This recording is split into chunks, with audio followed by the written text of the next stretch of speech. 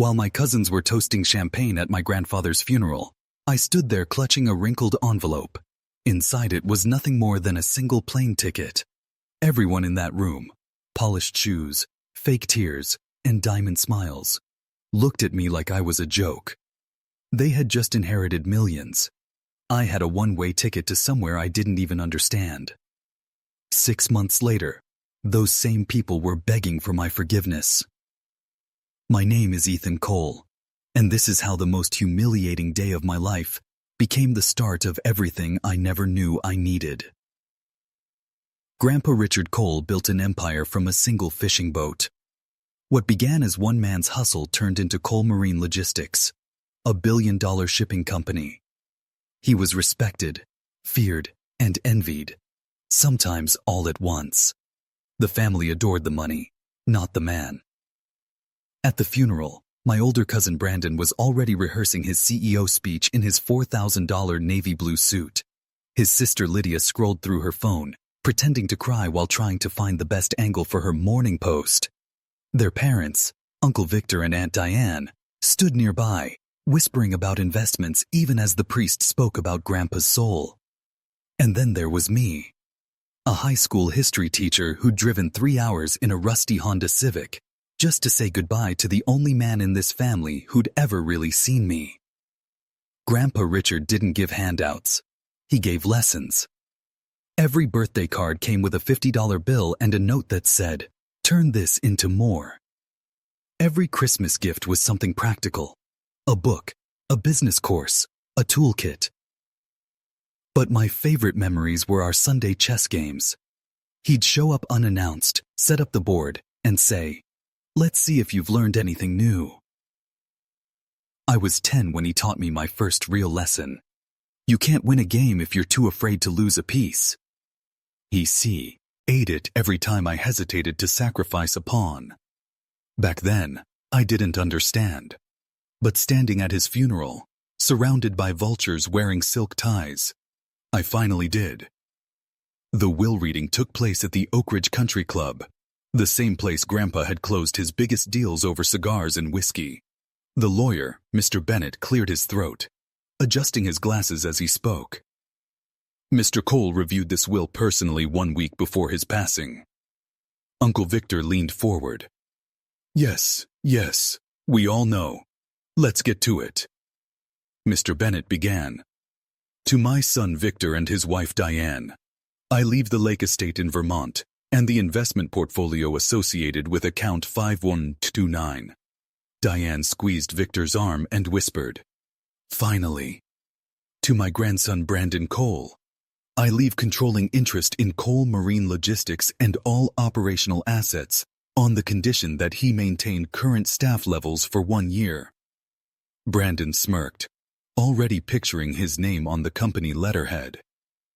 To my granddaughter Lydia Cole, I leave the penthouse apartment on 5th Avenue and the yacht, the Serenity, docked in Miami.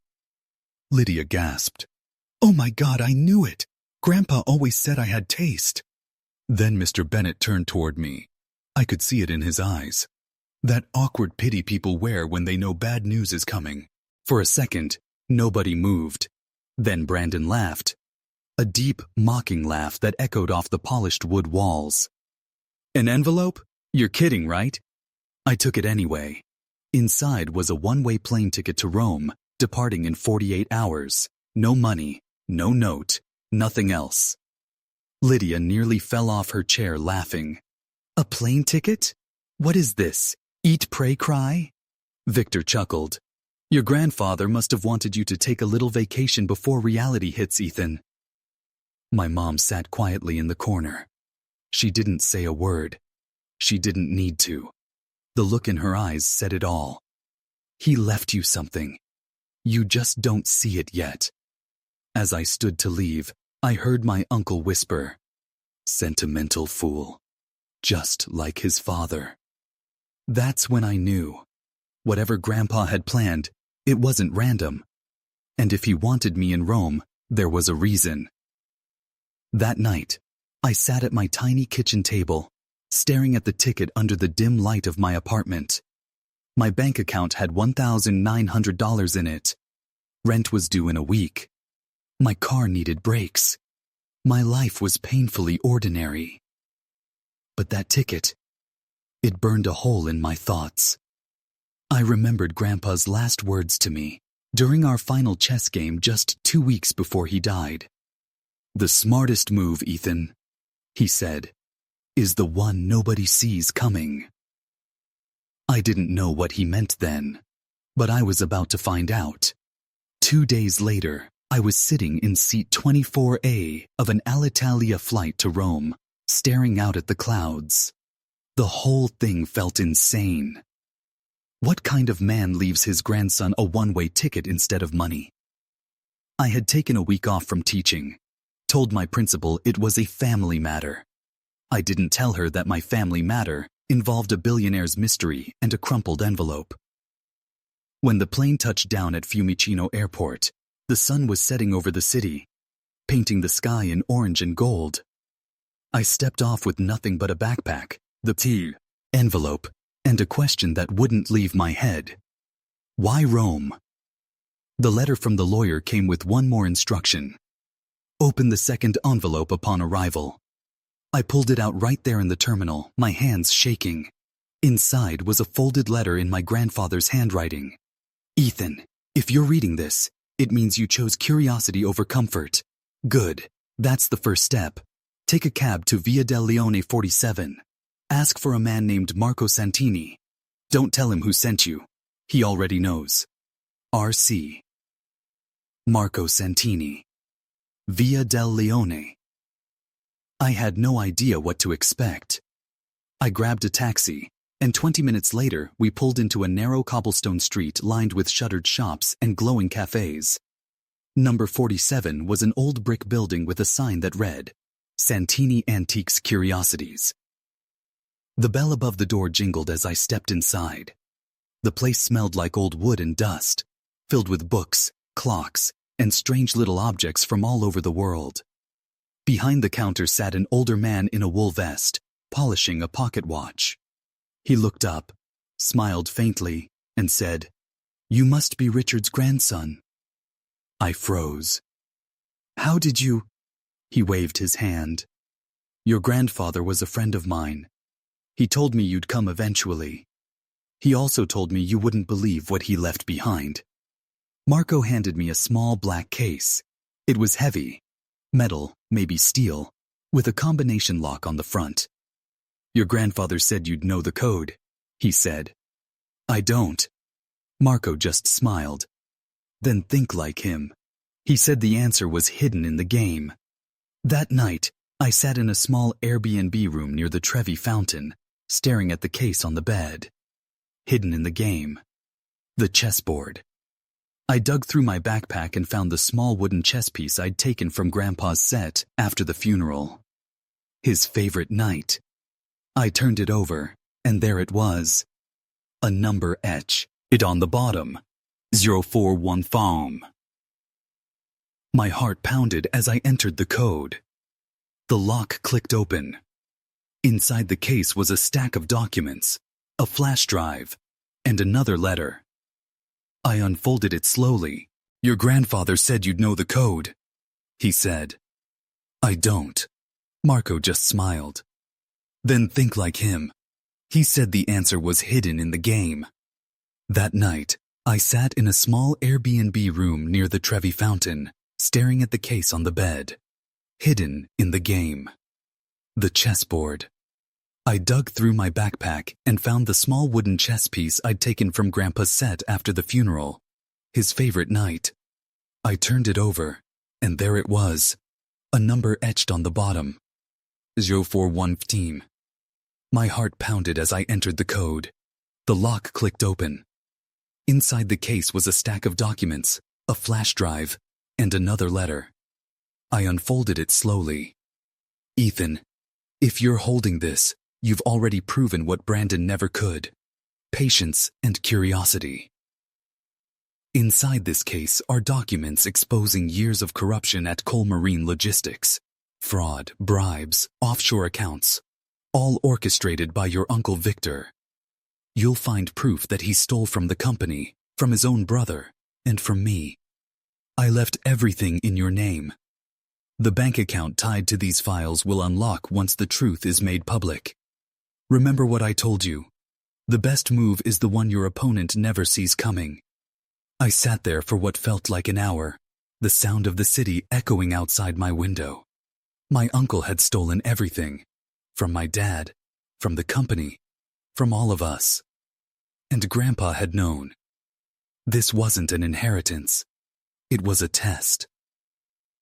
The next morning, I went to a local internet cafe and opened the files from the flash drive.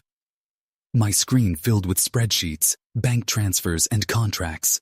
Millions of dollars funneled into shell companies tied to Victor's name. But there was more. A legal document titled Transfer of Ownership, Ethan Cole. Grandpa had left the real company. The shares, the accounts, the control. Not to Brandon, not to Victor, but to me.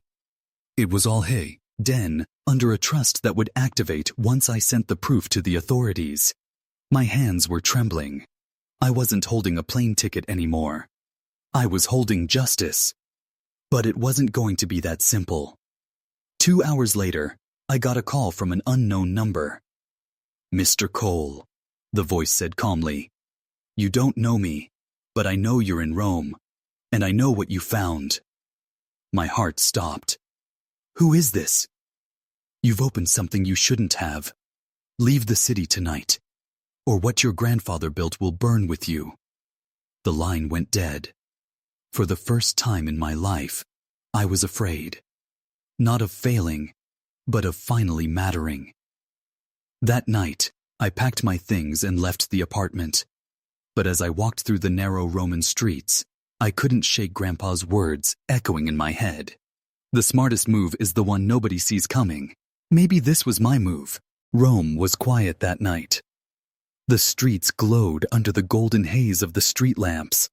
And for the first time, I understood what Grandpa had been teaching me all those years. It was never about the money. It was about strategy. I wasn't just his grandson. I was his last player on the board. I took the documents, the flash drive, and a copy of the will and went to the U.S. Embassy the next morning. A woman at the front desk looked confused when I said, "I need to speak with someone in corporate investigations. It's about Cole Marine Logistics." Within an hour, I was sitting across from 2 men in suits. They listened as I explained everything. The fraud, the hidden accounts, the proof. When I handed them the flash drive, one of them leaned forward and said quietly, "Mr. Cole, do you realize what you've just handed us?" I nodded. "Yeah, the truth." They promised to handle the rest, discreetly. But before I left, I received one final envelope from the embassy clerk. She said, "This was delivered here last week, addressed to you." It was from Richard Cole. My grandfather had somehow arranged for a letter to reach me after the files were turned in. I opened it outside in the embassy courtyard. "Ethan, if you made it this far, you've done what no one else in this family ever could. You played the long game. I didn't leave you money because you didn't need it. I left you the truth because that's what real men build their lives on." Inside the safe deposit account listed below, you'll find control documents for the new foundation I created in your name, the Cole Education Trust. Use it to build something that lasts longer than wealth. I believe in you. Grandpa. 3 weeks later, the headlines hit. Cole Marine Logistics under federal investigation for tax evasion and fraud. CEO Brandon Cole steps down amid family scandal. It was everywhere. My phone wouldn't stop ringing. First from journalists, then from my family. Uncle Victor called 12 times in 2 hours. I didn't answer. Finally, I got a message from him. "Ethan, please, we need to talk. You don't understand what you've done." But I did understand. I understood perfectly. When I finally returned to the States, I didn't go home to Detroit. I went straight to the lake house, the one Grandpa had left to Victor. The place was empty. Victor was there, sitting on the porch, staring at the water. He looked smaller, the kind of man who'd lost everything he couldn't buy back. "You destroyed us," he said quietly as I approached. "No," I replied. "You destroyed yourself. Grandpa just made sure someone was watching." He laughed bitterly. "You think you're better than us?" "No," I said. "I just played by the rules you all ignored." He didn't answer after that, just turned away, staring at the lake as if waiting for it to erase his past. In the months that followed, Cole Marine was rebuilt under government oversight. The money Grandpa had hidden away in offshore trusts was released to me through the Cole Education Trust, funds meant to rebuild schools, scholarships, and youth programs. The irony wasn't lost on me. The grandson everyone laughed at for being a teacher was now using the family fortune to educate others. I didn't buy a mansion. I didn't buy a car. Instead, I bought computers for my classroom, books for schools that didn't have any, and one small, worn-out chess set for my desk, just like Grandpa's. Every morning, before my students arrived, I'd set up the board, look at the night piece, and whisper, "Thanks for the lesson, old man." 6 months later, the family gathered again, this time not at a funeral, but at a press conference. I stood at the podium, cameras flashing, while Brandon and Lydia sat silently in the front row. I cleared my throat and said, "My grandfather once told me that the smallest move can change the entire game." He wasn't talking about business. He was talking about life. We've all made mistakes, but from this day forward, the Cole family will stand for something better: opportunity, education, and integrity. The reporters shouted questions, but I just smiled. I'd already made my move. Later that evening, I returned home and poured myself a glass of whiskey, Grandpa's favorite brand. I opened my laptop, checked my inbox, and found one last message from Marco Santini. It simply read, "Checkmate." I couldn't help but laugh. That plane ticket had once felt like an insult. Now, I realized it was an invitation, not to escape, but to begin. Sometimes the greatest inheritance isn't money, property, or power. It's a second chance to prove who you really are. And that, Grandpa knew, was worth more than all the millions in the world.